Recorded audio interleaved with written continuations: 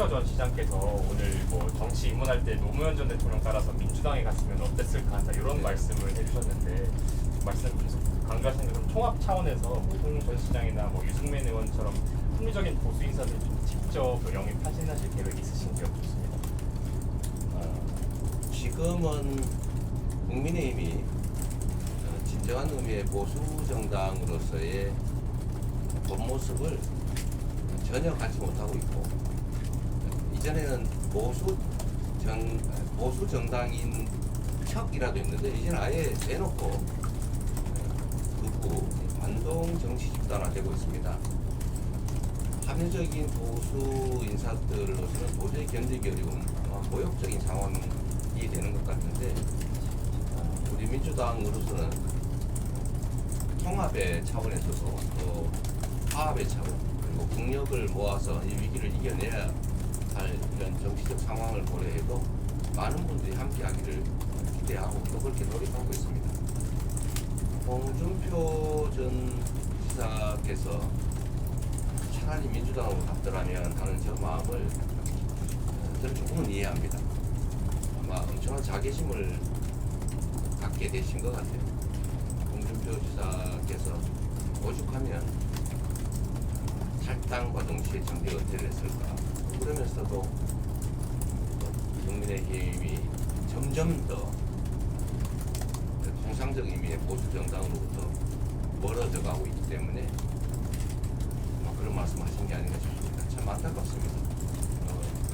정치라고 하는 게 그야말로 좌우의 날개로 나는 새와 같은 것인데, 지금 오른쪽 날개가 사실 날개를 스스로 부정하고 있죠. 아예 그냥 우리는 보수 정당도 아니야라고 아예 선포를 하는 것 같습니다. 그런 안타까운 상황인데, 저는 정치는 보수와 진보가 균형을 갖고 서로 토론하고 존중하고 뭐 필요할 때 협력하면서 함께 가야 된다고 생각합니다. 그런 측면에서 국민의힘 당은 지금은 보수 정당으로서의 외양조차도 이제 완전히 포기하고 버리는 것 같아서 참으로 안타깝습니다. 먼저 좀 기회를. 네, 연합뉴스 TV 윤토리입니다. 오늘 그 전남 유권자 만나시는데 어제 부산에서 정책 공약 발표하신 것처럼 혹시 뭐 그렇게 공약 추진 성과를 좀 공개하실 부분이 있는지, 주안점은 어디에 두고 계실지 궁금합니다. 이 대한민국의 가장 큰 문제는 수도권 집중이죠. 일국 체제.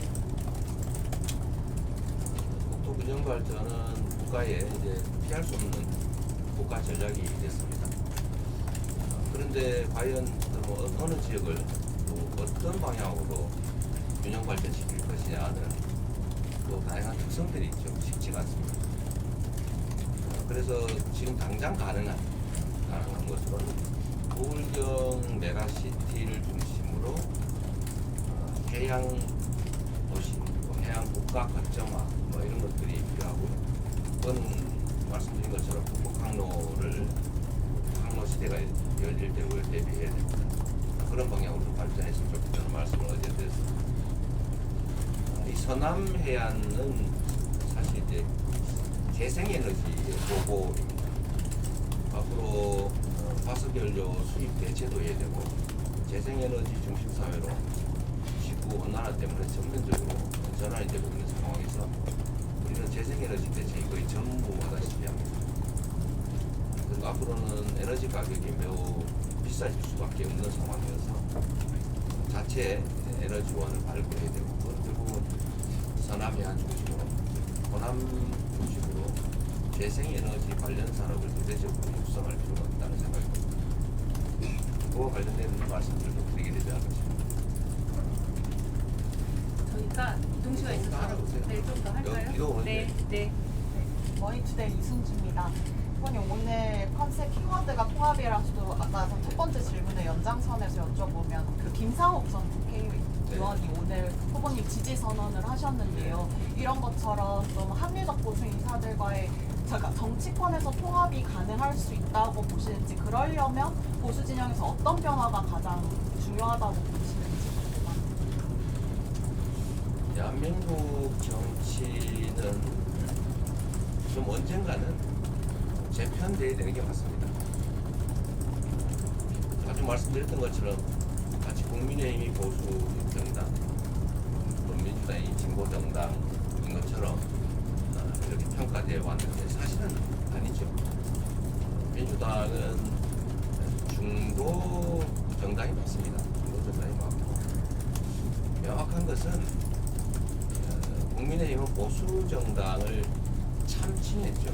전혀 보수 정당이 아닙니다. 수구 기득권 세력의 연합체. 이게 이제 보수의 모양을 띠고 보수라고 주장을 했던 거죠. 근데 지금은 보수라는 주장조차도 아예 버리는 것 같습니다.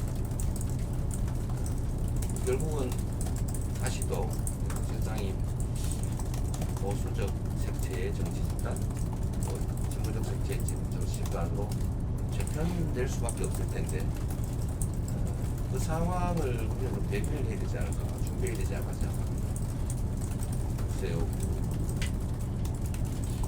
국민의힘 안에 합리적 보수 세력들이 과연 저 형식적 보수조차도 포기해버린 그러면 내란을 옹호하고 헌정질서 파괴에 동조하는 주로 정치 세력 저 집단 내에서 과연 계속 견뎌낼 수 있을까? 둘 중에 하나겠죠. 국민의힘이